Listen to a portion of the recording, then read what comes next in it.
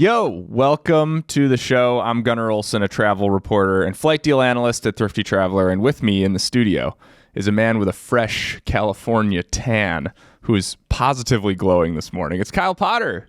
Kyle, what's up? It took you all of 15 seconds to start lying on the pod. I look like I'm in the middle of a Midwest winter right now. No, I'm buttering you up a bit because I have a small but important question to ask you. Is Oceania a continent? Is that a trick question? I think yes. So this is important to me because I've technically been to all 7 continents, but only if French Polynesia counts as Oceania, and that's only if you count Oceania as a continent. And according to my research, not everybody does. I think we're the wrong people to tackle this question. I think our geography skills are probably pretty limited. But I would say that Oceania, including French Polynesia and all of the islands in that area of the world, are looped in as part of Australia and New Zealand as a broader continent. So I would say that counts, but I would say just, if you really want to feel like you've been to all 7 continents, you should probably get yourself to Australia or New Zealand for many reasons. A, because they're amazing, and B, because, don't get it on a technicality. Yeah, exactly. Well, I did research on this. National Geographic is telling me that Australia is the principal landmass of the continent of Oceania. Most people just refer to the continent as Australia, as all of my teachers did in school. I'd never heard the word Oceania until I was probably an adult. But every country and island on Earth belongs to some continent, which is why Greenland is technically in North America, and so are all the islands of the Caribbean. But can you imagine being a European and going to Greenland and saying you've been to North America? I mean, that is kind of what you're trying to do here, but I'll allow it. Yeah, I mean, French Polynesia is on our side of the date line, so that part is like, oh man, this is just barely Oceania, but I'm counting it just because I don't want to wait till I go to Australia to get all 7 continents. So I was reading about this further, and there are some schools of thought, even in Europe, where they only count 6 continents. They count North America and South America together. They teach this in European schools, apparently, according to this National Geographic article. And then there's even a 5-continent school of thought out there. But I like ours. I like the 7, and I'm counting my 7. At a certain point, let's just call it Pangea and say we're all done. Where does it end? Right. We are all together on this great earth. All right. Let's talk about what we're going to talk about today. The reason I brought up Oceania is because we're talking about Kyle's huge trip all over the now vast continent of Oceania, from Bora Bora to Australia and New Zealand, and you booked almost all of it with points and miles, and we'll show you how. Plus, we've got one of the best SkyMiles flash sales we've seen in a long time down to Mexico, and we're going to talk a little bit about the federal shutdown to start the show as well. All that and more. Welcome back to the Thrifty Traveler podcast.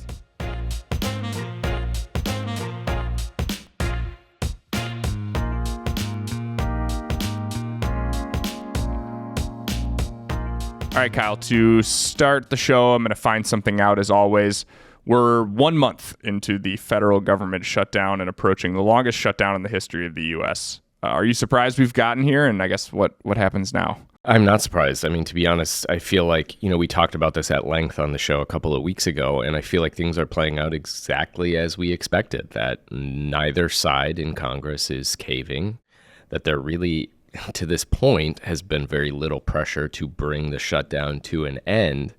And, while we're talking into these microphones right now, fortunately, there has not been widespread chaos in air travel. But we talked a lot about some of the warning signs that could happen as, staffing problems at air traffic control towers across the country start to grow and grow. And, just a few days ago, as we're talking right now, we started to see staffing pauses at LAX. And this is where things will start to fall apart if this continues. It's one thing for this to happen at Burbank, a very small airport in Southern California, or Nashville, a larger airport, but not one that is really critical to moving planes across the country. But, you start to see this happen at LA and New York and down in southern Florida and Chicago. I mean, we haven't gotten there yet, but this is where the warning signs are starting to grow louder. And I think what we will see is, hopefully in relatively short order, as these problems continue to mount, Congress is going to start to pay attention and make something happen to bring this to an end. Yeah, definitely. Like you said, the impacts haven't been massive so far, but this, we've reached a month now, and we could be getting to a tipping point here where delays and cancellations start to mount because of these staffing issues. If you want more tips on how to handle those things, 2 weeks ago we did an episode where we talked about this at length, what you should do to prepare yourself for delays and cancellations and what to do if they hit you. So yeah, go check that out. We'll put the link to that in the show notes. I just want to say I really, really hope that episode and this conversation right now is outdated by the time this podcast episode comes out. I would love nothing more than for all of the doubt lingering over air travel to be dispelled, because Congress and the Trump administration have cut a deal. They have reopened the government. Air traffic controllers are getting paid. TSA agents are getting paid. But right now, air traffic controllers are now at the point where they have gone basically a full pay period and a half without pay. So this is only going to continue to get worse if the shutdown drags on. Yeah, absolutely. Okay, let's jump into something hot and something cold, a look at the good and the bad news out there for travelers. And we're going to start with something hot because it was 40 degrees and raining during my commute in this morning. And I insist that 40 degrees and raining is the worst weather on the planet. I can handle the cold, Kyle, because you know it's coming. All right, well, the good news is someplace you don't have to worry about 40 degrees and rain is in Mexico. If you want to fly south for a winter trip, the time to book is right now, Kyle. We've been finding some of the cheapest fares to the Caribbean islands in Mexico for this peak winter, January, February travel that we've seen in a long time. And this last week's SkyMiles flash sale to Mexico really, really took the cake. Let me break down exactly what we found. So it was Delta SkyMiles rates round trip between 8,000 and 17,000 miles to Cancun, Puerto Vallarta, and Cabo.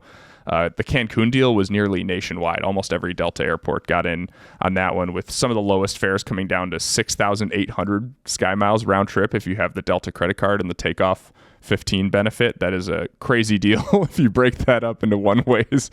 But the Puerto Vallarta and Cabo one was a little more regional, mostly West Coast and Mountain West airports, but all the fares rounded up were 9,000 SkyMiles round trip or less, including much smaller regional airports like Pasco, Washington, and Boise, Idaho, and just some airports that probably aren't used to single-digit round-trip fares. Anywhere, let alone to Mexico or the Caribbean. Yeah. Pretty amazing deal, Kyle. You want to book this one? From Pasco? No. From Minneapolis? Sure. Yeah. You know what? I'll be honest. I'm thinking about it. We are in, and you tried to coin this, I would say with relative success, in the middle of what you called booking season. We're in the tail end of it, really. There's just this pattern basically every single year, and it is very regional. It's not to every single destination, but we're in this weird point where people have already locked in their Thanksgiving travels, and many people have already locked in their December and January flights for Christmas and the winter holidays and New Year's. And so it's just kind of this little wobble period of travel demand where airlines suddenly, en masse, tend to cut a lot of deals to destinations like Mexico and the Caribbean for, the rest of the fall and through the winter and even into the spring. Also to Europe. I mean, we've seen nothing quite on this level of single-digit SkyMiles deals or sub-$300 fares, but a lot of great deals to Europe through the rest of the winter and even into early spring. So again, the same pattern is playing out. Yeah, and we've seen it not just to Mexico, like you said. I think it's just if you want to book a winter trip, no matter where it is, it's been the best kind of 2 weeks of the year to do it. We had that deal rounding up basically every nonstop flight to the Caribbean on the major U.S. airlines, all under $400 round trip. Hawaii in the 300s round trip. We had that Puerto Rico deal with a ton of fares in the 200s round trip, which is very, very low for Puerto Rico as well. And then even Florida and Arizona, just the Snowbird special, a lot of those are getting really cheap right now too. So if you want to fly over the winter, it's time to book, especially take a look at like MLK Day weekend and President's Day weekend, because a lot of these deals that we found and a lot of the stuff that I've been seeing includes travel over those weekends, so long as you're not flying home on the holiday, right? Don't fly home on MLK Monday or President's Day Monday and expect to get the best deal. Fly home Tuesday, fly home Sunday, but you can do really, really well on your winter trip if you book right now. I'm just shocked as we're sitting here talking about this that you, A, haven't tried to make booking season happen again, and B, haven't tried to rebrand it as Booksy season. Which, I mean, everybody listening to this, just watch our website. It's going to happen. Gunnar's going to get this story out again, and he's going to rebrand it, and he's going to try to make Booksy a thing. Yeah. So I'm sorry. Booking season was one of my greatest ideas that I came up with pre-podcast. Now we'll have another episode about it. Don't worry. Let's pivot to something cold, Kyle. Delta Airlines announced a new route Monday, and it's not one we're really excited about. Delta said it's going to fly from its mega hub in Atlanta to where, Kyle? Riyadh, Saudi Arabia. And, I just want to be clear, this wasn't a surprise. Delta has partnered with the yet-to-fly Saudi carrier, Riyadh Air, and said at the time that they were going to add nonstop flights to Riyadh. So this didn't come out of nowhere, but Delta finally confirmed this week that they will, in fact, fly 3 times a week from their hub in Atlanta to Riyadh starting next year. And I couldn't care less. Yeah, besides the fact that I don't care about Saudi Arabia as a destination, as much money as they're putting into trying to turn themselves into a tourism center or, taking on this World Cup that looks as gaudy and crazy as a Saudi Arabian World Cup does. The fact that Delta spent so many years griping about how Emirates and Qatar were government-backed entities that were creating kind of unfair competition in the U.S. travel market, and now all of a sudden a Saudi Arabian airline comes to play and Delta jumps in bed with them so fast. And yeah, this all seems pretty gross to me. But and also just really not excited about travel to Saudi Arabia. Doesn't really do anything for me. We also don't know anything about Riyadh Air's network, so I don't know where they're going to be able to fly you beyond Saudi Arabia. I'm assuming they're going to be pretty competitive on that front because they have to be. But this is just not something I'm excited about. Not going to be on this inaugural. Yeah, this is Delta trying to get in on what Riyadh Air is doing, which is trying to turn itself into the Emirates of Saudi Arabia, to get people into their home hub in Saudi Arabia, to boost tourism, to diversify their economy away from just oil revenue, and also, candidly, paper over some of the horrific human rights abuses, including the state-sanctioned murder of a Washington Post journalist, and try to turn Saudi Arabia into a tourism destination while connecting people, including Delta passengers on this nonstop, through Riyadh to the Middle East, to India, to wherever they need to go. Because, in addition to Delta trying to, plant a flag in what they believe is an emerging tourism market, that is a big weakness for Delta compared to the other major airlines. American Airlines has major partners that can get you to and through the Middle East. United has partnered with Emirates within the past few years, and Delta just doesn't have that kind of connectivity, let alone the kind of connectivity to get to really important markets like India. All right. We have a lot more fun topics to talk about in the rest of the show, but first we're going to take a quick break. All right, you guys know we love a good travel hack, and HotelSlash might be one of the best. It was built by the same team behind AutoSlash, which has saved travelers millions on rental cars over the past 15 years. Now they're doing the same for hotels. Any good examples you can think of, Kyle? Yeah, here's one. I found a weekend stay in Miami at a Marriott property. On all of the big travel booking sites, it was pricing out to around $612 for 2 nights. But looking through HotelSlash, they had the same stay for $525 all in. That's nearly $90 back in my pocket. And on top of all those savings, you also earn Slash Cash on prepaid bookings to use toward future stays. Yeah, you got to get it in this yourself. Try it for free for 90 days at HotelSlash.com with code Thrifty Traveler. That's all one word, Thrifty Traveler. The code also gets you $20 off your first prepaid booking. HotelSlash, built for thrifty travelers like you and me. All right, we're back, and it's time for the Extra Mile, where we dig a little deeper into a topic. And this week, we're talking about Kyle's previous trip through French Polynesia, Australia, and New Zealand that he booked almost entirely with points and miles. This trip took 3 destinations that are probably on a lot of people's list and strung them all together. And I'm not quite sure how you pulled it off, so I'm excited to hear how you did it and, importantly, how much it cost. But before we go beat by beat and nuts and bolts this thing as is a verb back. now. It's back. It's back. Remind me of what a beast this trip was, and how did this come up? Like, what started this all? What started this is two things, really. One, as we've talked about on the show, my wife and I have a goal to hit all 7 continents by the time that we turn 40. So we've got a couple of years, but we really wanted to make Australia happen. And two, my wife has had, since she was in high school, an actual physical bucket list of things she wants to do in her life. And so in our travels, I always try to do at least one thing, if possible, for a trip that we've been talking about, that also scratches something off her bucket list. And on that list has been snorkeling the Great Barrier Reef in Australia. And so that was really the first piece of this, was like, all right, this Australia has been on our list forever. We need to get to the Great Barrier Reef, hopefully sooner rather than later.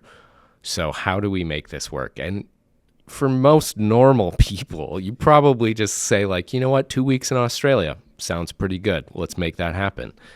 And we decided to do what still to this day is easily the most audacious, arguably foolish thing that I've done in travel, because at the end of the day, this trip involved 13 flights and 10 boat rides in 18 days.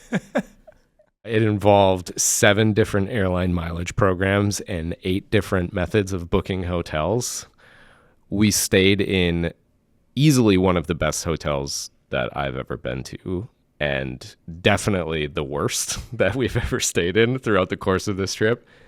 And it also involved my first time driving on the right side of the vehicle on the left side of the road when we were in New Zealand. So we did a lot. It was a lot. So now that you've said that you probably shouldn't book this trip on your own, dear listener out there, let's walk through exactly how you did it and why maybe you should. By the way, doing something a little crazy like this in travel, there's nothing to be afraid of. It's actually really fun. And this is like the ultimate when we talk about putting the pieces of the puzzle together. This was a true wild puzzle that you put together. And that's why we're talking about it, honestly, is should people try to replicate this? Probably not. I would probably caution you not to. One of the big takeaways was that we probably tried to do too much. I've said that far too many times now on this podcast. One of these days, I will take my own advice.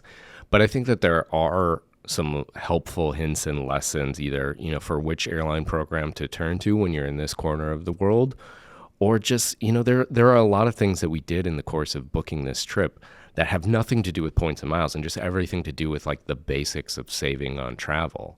So I hope that there's something instructive here, even if the biggest thing is just like, that dude is nuts. Don't do this again. But it is, to your point, this part is fun to me and it's fun to you. And I think it is fun to a lot of our listeners, even if you don't go to this kind of extreme. Okay, let's nuts and bolts it then. How'd you get to Auckland? Well, before we got to Auckland, we decided to break things up and go to Bora Bora. So, the trip really started with Australia and the Great Barrier Reef as the ultimate goal. But then it's like, okay, how do we break this up on the way there? Especially because, award space for these 14-hour flights, when you really want a lie flat business class seat, getting to New Zealand and Australia is either incredibly expensive, no matter how many points you have, really difficult to find and can't be relied upon, or both. So, there's the airline Air Tahiti Nui, which flies nonstop from a handful of U.S. destinations to Tahiti. And that became like, well, this is a good way to get pretty far. And they also fly onward to both New Zealand and Australia. So we started to think, okay, this would be a great way to break this up and start the trip. And, one of the things that my wife and I really like to do is have at least one destination that's really built around relaxing. And so doing that first became what we ended up doing. And so we looked at Fiji and flying Fiji Airways, but ultimately we decided to fly Air Tahiti Nui and fly to Tahiti and then onward to Bora Bora, which is just a short flight away. And that really was built first around the hotel. There is one of, if not, one of the best, certainly, Hilton properties in the world, the Conrad Bora Bora Nui, which at the time we could book for as low as 120,000 Hilton points a night and also use free night certificates. So what we decided to do was book a 4-night stay and then try to make the flights work to get there. That's amazing. All right. So what class did you fly? Tell us about the redemption. I pulled a Gunnar.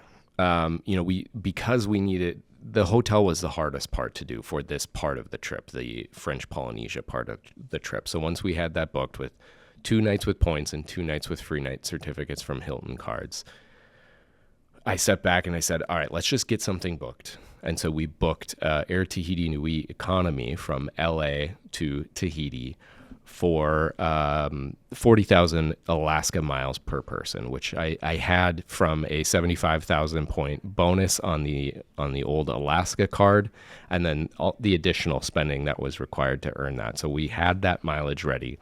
And so we booked that. But most importantly, Alaska allows you to book free stopovers, which means that we could just book that from LA to Tahiti and call it good. And it would have been a little bit cheaper. I think it would have been 35,000 miles per person. But you can book LA to Tahiti, stay there for a day, a couple of days, a week, maybe even more, and then continue onward to either Auckland or Sydney for the same price of 40,000 that it would have cost to just fly from LA to Tahiti to Auckland. So that became a great way to break up the trip without spending more miles. And then we said, okay, it would be nice to fly business class, but the business class award space on Air Tahiti Nui and from Air France, and at the time Delta was flying nonstop as well, just wasn't there. So we just kept checking and checking and checking. And lo and behold, about 3-4 months out from the trip actually taking off, Air Tahiti Nui opened up business class award space on that flight. So we ended up rebooking it. We just rebooked the nonstop from LA to Tahiti for 60,000 Alaska miles and $18 a piece. I didn't have enough miles at the time, so I think I spent about $350 to buy the rest of the Alaska miles that I needed in order to make that redemption happen. Yeah, well worth it, and a good example of when it makes sense to buy miles, especially when you just need to close the gap. There are a handful of airline programs where that makes sense. Alaska is one of the most obvious ones. Avianca Life Miles and American Advantage Miles as well. Others, especially like Delta SkyMiles, that's just not worth it. But in this case, it was a no-brainer. So when you're in French Polynesia, obviously there's quite a bit of getting around there too. It's not a drivable chain of islands. So tell me about your experience on Air Tahiti.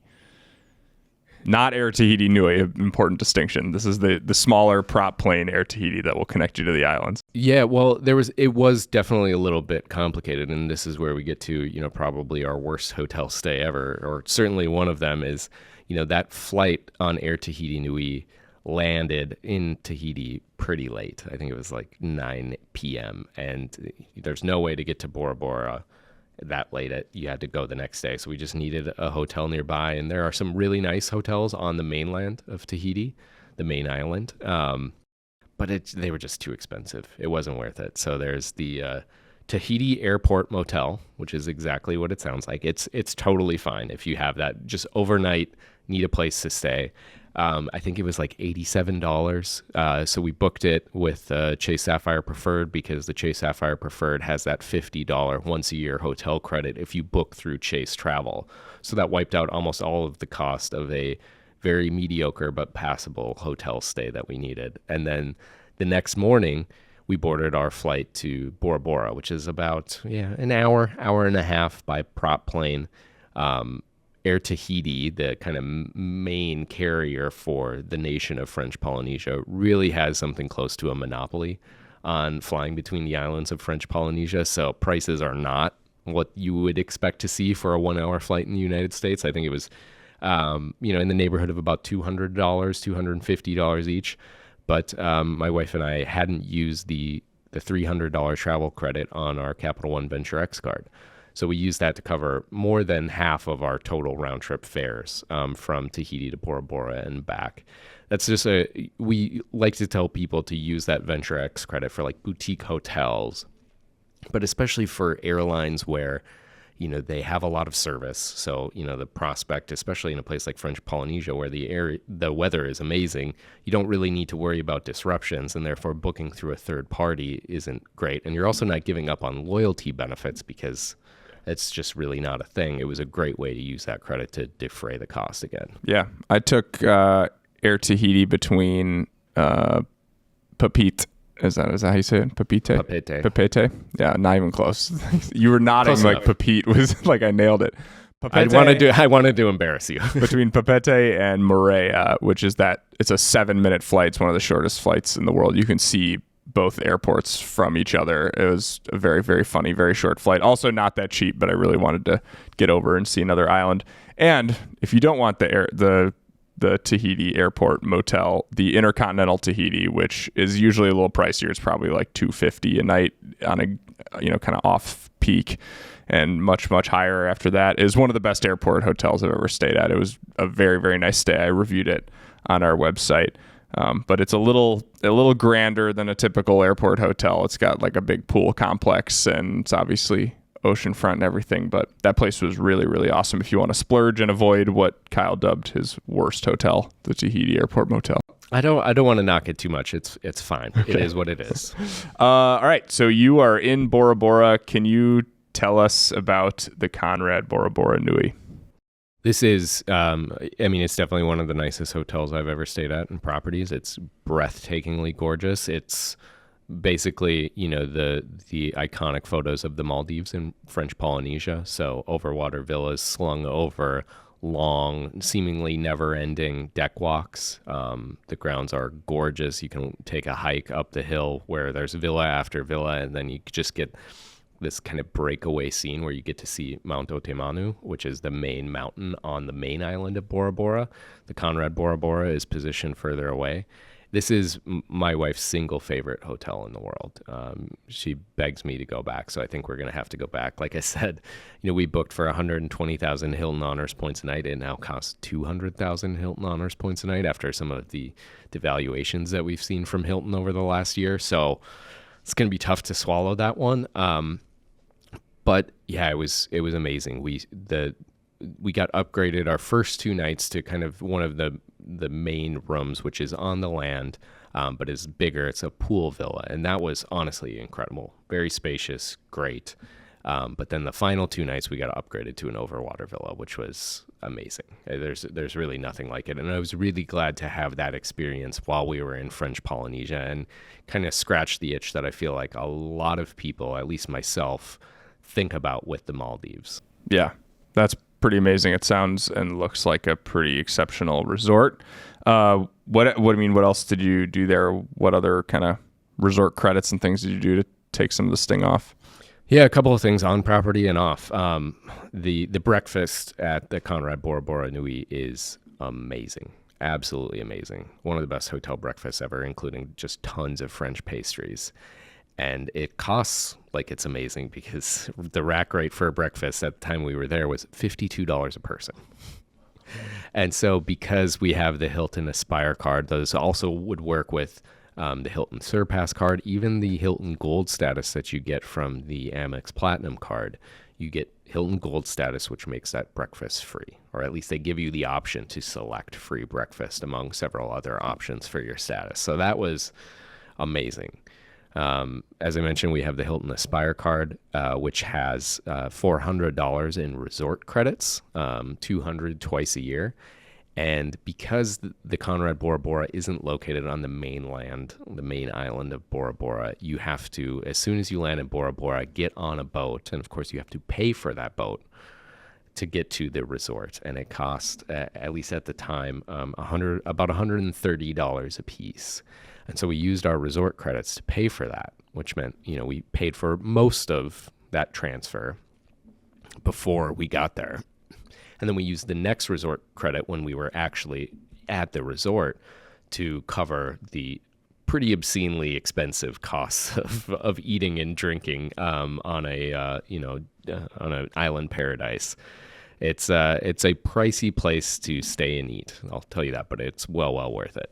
And then the last thing we did, the highlight maybe of the entire trip, certainly of French Polynesia, is we found this place on the main island called La Plage Bora Bora, which allows you to rent a boat, either a pontoon or just like a little single engine boat, regardless of whether you have a boating license. and just go around the bays of Bora Bora by yourself. So we did this for like 4 hours. Chased around stingrays in the crystal clear waters, stopped at a grocery store beforehand and got some, baguettes and cheese and ham, and had the most amazing lunch of my lifetime in the shadow of Mount Otemanu, sitting on a sandbar. It was everything that I want from this. And to book that, we booked through Viator, the tour and excursion company, paid on a Capital One card, and then went back and erased the cost with Capital One miles. It's maybe my single favorite use of Capital One miles to date. Damn, that was incredible. What a description of that day on the boat with your... Clearly, I don't think about it at all. We're now like a year and a half since I took this trip, and it's still like completely ingrained in my mind. Okay, so final follow-up on Bora Bora. Now that the Conrad is now 200,000 Hilton points a night, still worth it? What's your bottom line review? I think so. I think if only because that seems to be the going rate for these kinds of properties, not just for Hilton, but for, really all of the major hotel chains. And I think this is just, unfortunately, the price you pay now. So combine that with the fact that, at least as we're talking right now, you can still use free night certificates, even if it costs 200,000 points per night, as long as there's a standard room, the lowest priced award that property offers available, you can still use those free night certificates. So would I go there for one night? No. I think you got to be able to, at the very least, earn a bunch of Hilton points, save them up for this, or transfer a bunch of American Express points to Hilton in order to book, I would say hopefully a 4, if not 5 night stay, especially because with Hilton, the 5th night is free so long as you have status. Nice. Okay, let's make our way down to Auckland then. Tell us about how you got there from French Polynesia. Yeah, like I mentioned, when we originally booked, we had that free stopover in Tahiti, which meant that the onward flight to Auckland was included in the original price we paid. But when we bumped ourselves up to business class, we lost that. But I found that American Airlines is absurdly cheap for using miles to fly from Tahiti to Auckland. Again, with Air Tahiti Nui, it was just 30,000 miles in business class for like a 7-hour flight. And Air Tahiti Nui, both on the segment from LA to Tahiti and then again from Tahiti to Auckland, was really great. It's got older business class seats. It doesn't have direct aisle access, but that is just fine for these mostly daytime flights where there's not a ton of people that are traveling solo. A lot of people are traveling with their loved ones or their spouses, like I was. So, those business class seats in 222 configuration, they lie flat, are totally fine. It was a great flight. The service was incredible. It was, every bit as Polynesian as you would hope for. Awesome. Okay, so you land in Auckland. Where to next? Immediately down to Queenstown on the South Island. This is where it started to feel like maybe we were trying to do too much, because making that connection from the international terminal at Auckland to the domestic terminal, I think we had 35 minutes because of a delay. And there's a good at least 3/4 of a mile, if not a mile walk between those terminals after clearing immigration in New Zealand. So it was a little bit harrowing there for a bit, but we made it on a cheap flight from Air New Zealand down to Queenstown on the South Island and set out to, cover what we wanted to cover down there. Awesome. Where did you stay in Queenstown? So we spent 2 nights total in Queenstown. The first night, we stayed at the Hotel St. Moritz of Queenstown, which is kind of on the south end of the downtown. Really great property, relatively affordable, but I had, we both have the Delta Gold SkyMiles card, which now has a $100 hotel credit to book through Delta stays each year. So this is how we booked. I think it was $196 for a 1-night stay at this hotel. So we covered more than half of it with this Delta stays credit, and then set off the next morning for the Milford Sound. Ugh, the Milford Sound, one of the things that is on I don't have a physical written bucket list like your wife, but that's on the list for sure. Tell me about that. Tell me about the whole excursion. Well, you tell me why it's on your list. It just looks like, it's what I think of when I think of New Zealand, like just the kind of fjord-like mountains rising right out of the water. And just my in-laws went last year as well, and they said it was just mind blowing. And it just, from what I've heard, if you want, just as far as the sites you need to see in that part of the world, that's it with a bullet. It is every bit as jaw-dropping as you hope, I think. And so we rented a car through HotelSlash because I think it was, at least $80 cheaper than going directly through any of the big box rental car chains. And as I said at the top of the segment, this was my first time driving on the right side of the road. And it took all of about 5 minutes after pulling out of the airport lot for my wife to say, "You are about to sideswipe that car."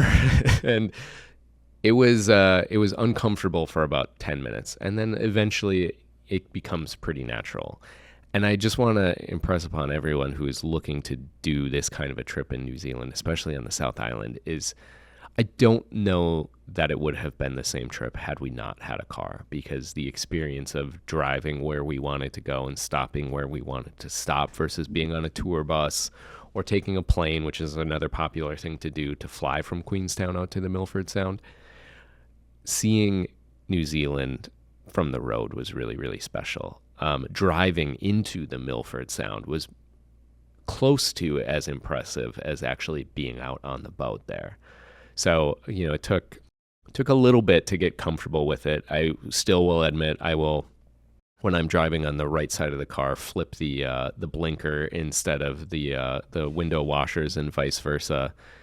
But you get used to it pretty quickly. And it was a really, really special experience to drive out to the Milford Sound, hop on a cruise boat, and tool around the bay for a good 2 hours, which is, you captured it. It's beautiful. It's otherworldly. It's incredible that places like this exist in the world and not just on movie screens. Yeah, it does look exactly like you've described, and you sent us all some photos and videos from when you were out there, and hopefully we can share those with you all as well. Okay, so after Milford Sound, what's next? Yeah, we spent a night in Te Anau, which is the largest city that's close to the Milford Sound. It's probably an hour and a half drive away, and we just needed a night there. Had an Airbnb gift card from a previous Christmas of $100, and booked a kind of a tent hostel type stay in the small town of Te Anau for $100.74. So I charged 74 cents to a credit card for that Airbnb stay before we made our way back to Queenstown the next day, and stayed at the Doubletree Queenstown, which importantly is much closer to the airport, pretty far away from Queenstown itself. So if you're really looking to explore Queenstown, I'm not sure I would recommend it, with the exception of the fact that they have a water taxi that runs directly into downtown Queenstown. So it's really not the worst, as long as you kind of build in that extra time and cost to get to downtown Queenstown. But importantly, super close to the airport. More importantly, the going rate for that property was typically around 40,000 Hilton Honors points. But for some reason, I just kept checking after I booked. I don't really know why I did this. But one day I looked at the exact date that we needed, and it was 19,000 Hilton Honors points. So I rebooked it for less than half of what we originally paid. Check all your bookings as often as you can, at least once a month. That's one of my great travel rules. Okay, so back to Auckland you go, I assume? Back up to Auckland on Jetstar, a low-cost carrier that flies throughout that whole corner of the globe, and as well as Southeast Asia. Totally fine, well worth the savings. I think it was less than $60 a person to fly from Queenstown back up to Auckland, and just one night in Auckland. Again, I cannot express how chaotic this trip started to feel at times, but we got there with good enough time to check in at the Park Hyatt Auckland, which is an amazing city hotel. Amazing location, probably right where you want to be in Auckland, which I can say confidently given my 18-hour stay in the city of Auckland.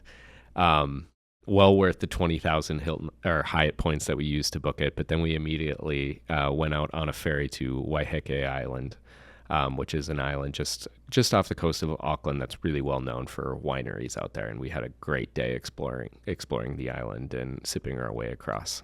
Okay, so 18 hours in Auckland, and then you head on over to Sydney. Off to Sydney bright and early the very next morning. We there was a weird quirk with there not being economy award space, and flight prices were pretty expensive for the date that we needed because we really needed to start our way to Australia that next day. And so we wound up booking Qantas business class from Auckland to Sydney, which the plus of that was we got lounge access and a good breakfast in the lounge before boarding the flight. And I checked American, I checked every One World airline program to find the best rate. And the best rate for flying business class from Auckland to Sydney was British Airways for 22,000 avios and about $60 a piece. Not bad. Not bad. Was that a lie flat seat?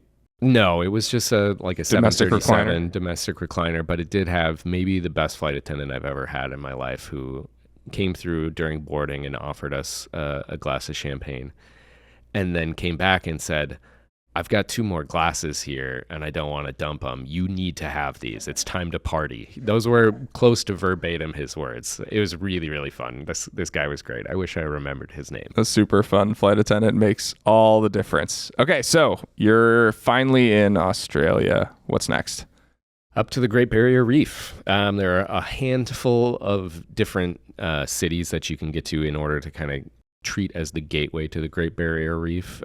Probably the most common one is Cairn, but we wanted to go based on our colleague John's recommendation. Go to Hamilton Island, a small island, really kind of directly in the Great Barrier Reef, which means you don't need to spend all day on a boat getting out to go snorkeling and scuba diving. Again, flight prices were absurdly high for the specific dates that we needed, and so I fanned out. There's one airline that flies, so it's not. This is not a quirk. This is on purpose that prices were really high. Virgin Australia flew that day from Sydney to Hamilton Island, and rather than paying, I think it was $350 a piece for a one-way flight. Again, fanned out, searched every single partner that I could find to see how I could book this flight for the fewest amount of points as possible, and found that we could book this for 12,000 Singapore Airlines KrisFlyer miles and $48 in taxes and fees. That's an unbelievable deal. Like, that's why we flex so hard about these partners and why you need to book these partners and search for all of them, and at least do yourself the service of checking it out, because that is, 12,000 points and $48 to save $300 on a flight is pretty amazing. That's what it's all about. And, not just the partners, but having the flexible points that you can transfer in order to take advantage of this stuff. This is why we harp on the importance of earning Capital One miles and Amex membership rewards points and Chase Ultimate rewards, and not just swiping your Delta or your United card everywhere you go, because, I can tell you it would have cost me an arm and a leg to book this flight through another carrier. Yeah. Okay, so you land at the Great Barrier Reef. How many nights? 3 nights. It felt like wow. It was the tied for second longest stay of our trip. So it felt great to be in one place for more than 18 hours. And Hamilton Island is a weird place. I will tell you that. I really enjoyed it. The island is basically just everything on the island is owned and run by the island. Every grocery store, every restaurant, it's all owned by the same corporation that manages the island. So it feels a little strange.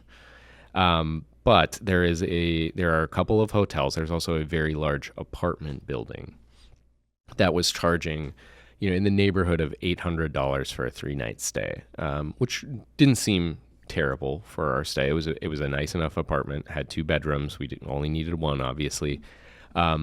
But heading into this trip, there was this incredible promotion from Capital One Shopping, which is a shopping portal, not to earn points, but to earn cash back. And then you can turn that cash back into rewards. And the promotion was that new users who met a specific spending threshold after signing up could earn $200 in cash back. So $200 goes a long way towards an $800 hotel stay, because you could turn that cash back into hotels.com rewards or hotels.com gift card. But you can do this with your spouse too. So I got a referral to sign up for this, got $200 in rewards, and then I referred my wife.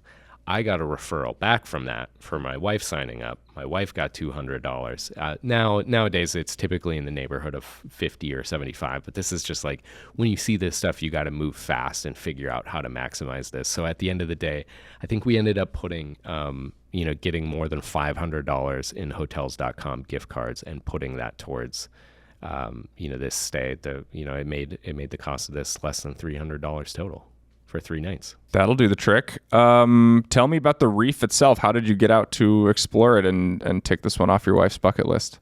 This was, I said before, we always try to do one thing that's really about relaxing. And then we always try to do at least one thing preferably on each trip that's a splurge. And this was the splurge. There really wasn't a great way to save. We did a ton of research trying to find a tour operator to get us on a boat out to the Great Barrier Reef and do some snorkeling. And it was worth every penny. It was great. We got there, we did a lot of snorkeling, saw the reef, saw as many fish as you could hope to see. And then they also offered a guided scuba excursion where, we are not scuba certified, nor do we really have much interest in it, but it's like, we're here. Let's do some scuba. So as long as you stick with a guide, you can pay more. I think it was about $100 a person for like a 15-minute guided scuba excursion to go down deeper into the reefs and see more. And it was really, really special. Oh, that's so cool. Anything that you saw down there that you've been so good with your words today. You've been good at describing things. Anything under the water that you can describe for us? Fishes are really cool. Fishes are so cool, man. All right. Back to Sydney you go then? Yep. So after 3 nights on Hamilton Island exploring the Great Barrier Reef, we also took a day trip out to Whitehaven Beach, which is one of the most beautiful beaches, not just in that corner of the globe, but really anywhere in the world. So I would highly recommend that as well. We again booked that one through Viator and paid for it with Capital One miles after that purchase cleared. And then eventually, took a cheaper flight on Virgin Australia on the day we needed to depart. So just booked that with cash back down to Sydney and made our way to the Hyatt Regency Sydney. Maybe the most popular, certainly one of the most popular Hyatt properties on the planet is the Park Hyatt Sydney. It has a view of the Sydney Opera House. It's in an amazing location. I wanted to want to do that bad enough, but it costs 45,000 points per night. And I just couldn't justify it when the Hyatt Regency Sydney was 15,000 points a night, which was important for 2 reasons. One, we could book 2 nights for 30,000 points total. Maybe more importantly, I had a Hyatt Brand Explorer Award, which Hyatt has this goofy, I would say still relatively little known program where if you stay at 5 Hyatt brands, Hyatt Regency, Park Hyatt, Alila, etc., you stay at 5 of them separately and you get a free night that is valid for a property that costs up to 15,000 points. A category 4 Hyatt property is the cutoff. This fell under that. So that allowed us to get the 3rd night using that perk that I had earned just a couple of months prior. So it was a really great way to use a combination of points and this goofy Brand Explorer perk from Hyatt to book our stay there. One of the best values in travel is booking a Hyatt Regency in a city where a Park Hyatt exists because they're always so well priced, right. Really competitively priced. Tokyo's another great example of that. They're usually sometimes those Hyatt Regencies can be a little lackluster, but man, are they cheap when you book with Hyatt points in towns there where there is a Park Hyatt as well. I wouldn't knock this Hyatt Regency though. No, it was really nice. It had been redone within at least the last 2 years. So the rooms were very nice and modern. The location was pretty great. It was, there was a tram line really close to the hotel to get basically anywhere we needed to go.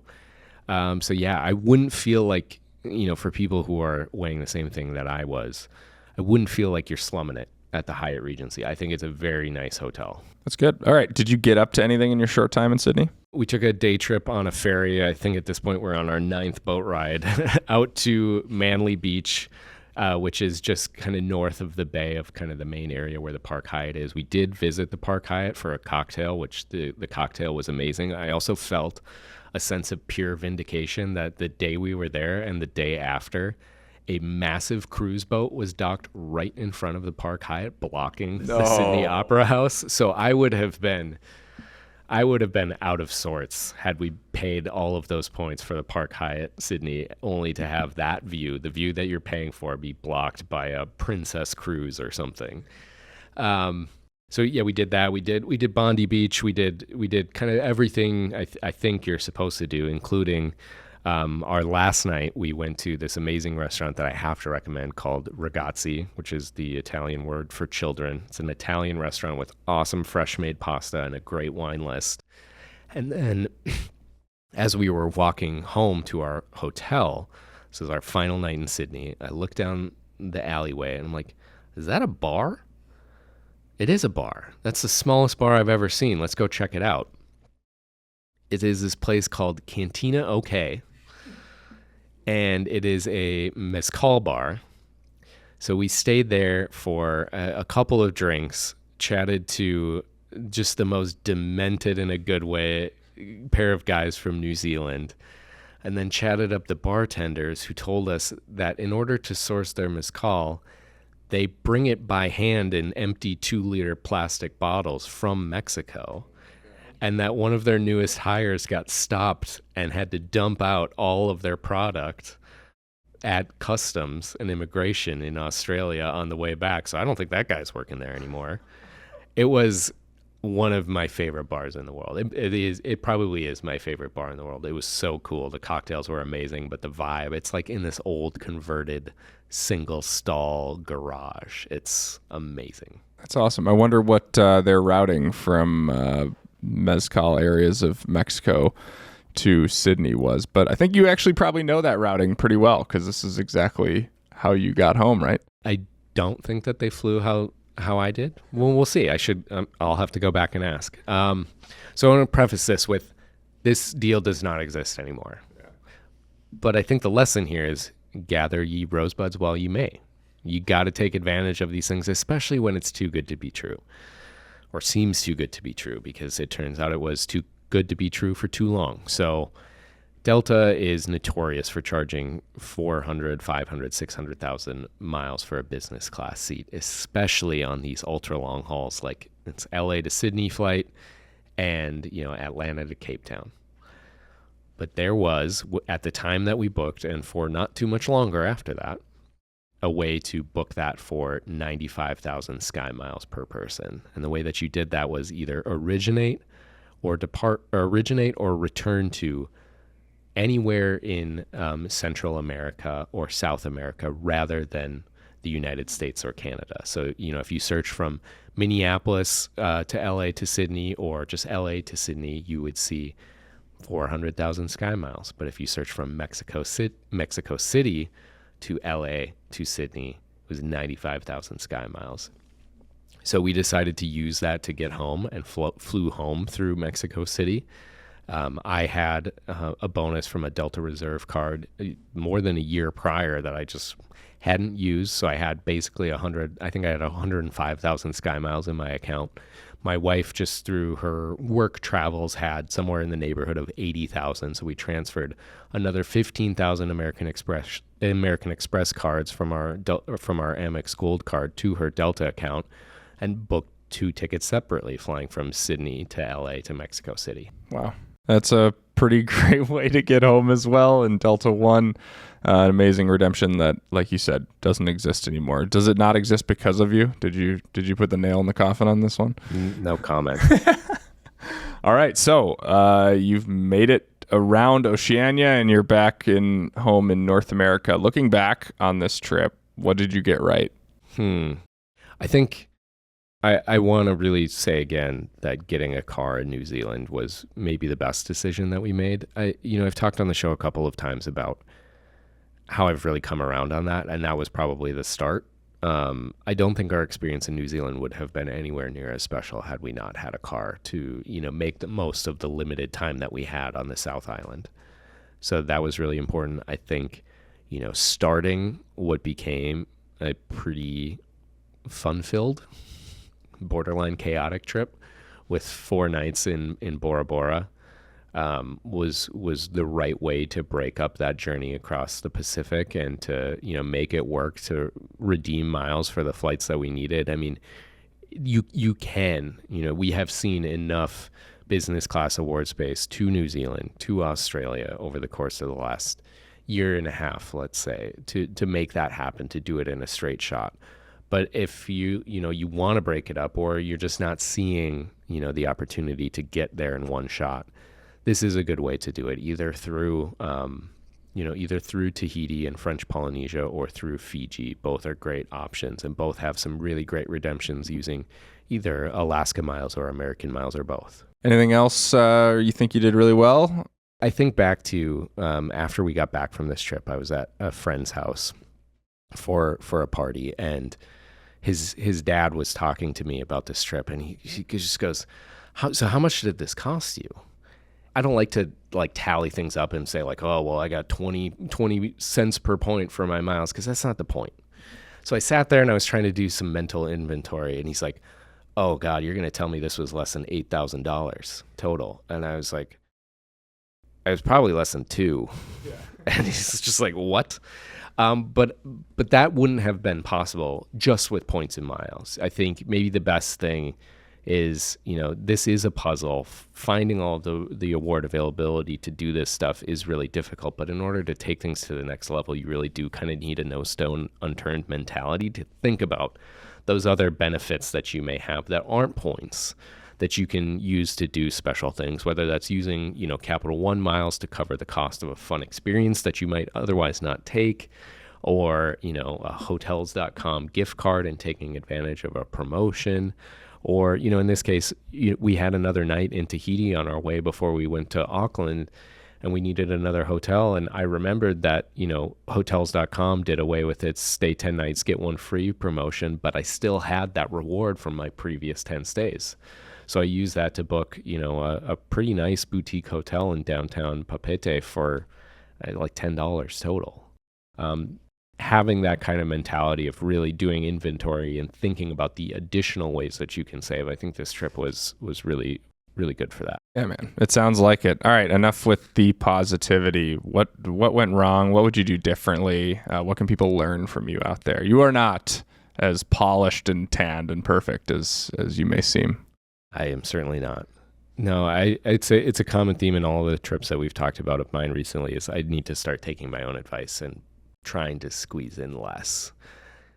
I don't know how to do that because I'm really glad that we did what we did. The trip wouldn't have been the same without going to Bora Bora. It wouldn't have been the same without, spending time in the South Island of New Zealand. I wouldn't have felt like we had actually been to New Zealand had we not gone down to Queenstown and taken that drive. Had we just stayed in Auckland, I don't know that it would have been the same experience. And the same goes for, both Sydney and the Great Barrier Reef, the real reason why we did this. So on the one hand, I think I need to slow down and try to be a little bit more intentional about building in enough time, not just to do things for the sake of doing them, but for it truly enjoying them and learning a place. But at the same time, it's kind of like, I think I'd probably do it the same way over again. Maybe just find one thing to cut out in this case. Yeah.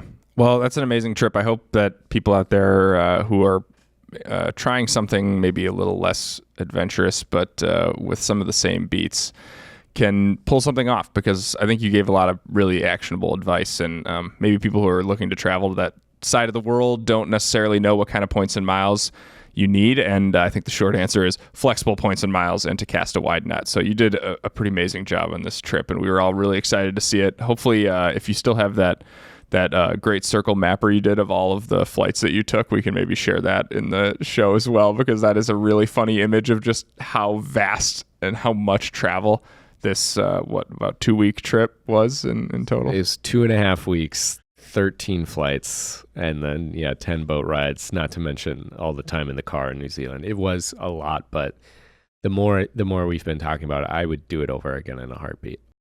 Okay. To close the show, as always, we have On the Spot, and it's my turn to put you on the spot. You ready? Let's do this. Okay, so last week we were in Palm Springs with all of our coworkers for the Thrifty Traveler retreat. A very, very fun time. What's one thing you learned about a coworker or some coworkers on last week's retreat? I told everyone, and I told you on last week's pod, that I was most excited to peel back another layer of the Peter Thornton onion, and my God, did Peter Thornton deliver. The highlight of maybe the entire trip. Palm Springs is great, don't get me wrong, but talking to Peter around the fire last night about how he took a road trip from Panama back home to Minnesota via Edmonton, going to something called the Somersault Festival in Calgary, which I'm still not sure. Is that a music festival, or is that gymnastics involved? I don't know that we can say for sure. I don't want to do the research to know. The answer is out there. I just prefer having my own vision of that. And him mentioning that on one of these trips, they were accompanied by a 15-year-old with a briefcase named Greg, who, quote, Greg is also the kid who took over my lawn mowing business, Cut Rate Cutting, which had the slogan, great lawn for not a lot of green. You forgot the fact that he's been to Calgary 3 times and has never been to Banff. He just will drive all the way to Calgary. It's not like Calgary's a short way from where he lived in Minnesota. You drive all the way to Calgary and then you don't make the hour-and-a-half drive to one of the most beautiful places on the planet. Listen, when you got somersaults to do, you got to make some choices. And apparently Banff just kept hitting the cut list. Peter, you are the absolute best. Our best traveler always and forever. Thank you for a good story time around the fire as usual. All right. Thank you so much for listening to the Thrifty Traveler podcast this week. Rate us 5 stars on your podcast platform of choice and like and subscribe to the show on YouTube. If you know someone who's going to Oceania, French Polynesia, Australia, New Zealand, anywhere, send this episode to them because they need a vacation. They need to book it with points and miles. If you have any feedback for us, send me a note at podcast@thriftytraveler.com. I'd love to hear from you there too, including if you think that I actually have 7 continents or not. Is French Polynesia count to my 7 continents? That's all from me. Kyle, tell us about the team. This episode was produced by your favorite host, who is or is not wearing Lululemon this week. Yes. It's a given at this point. Anyway, his name is Gunnar Olsen. It was produced and edited by Sylvia Thomas. Our theme music is by Benjamin Tissot. See you next week. See ya.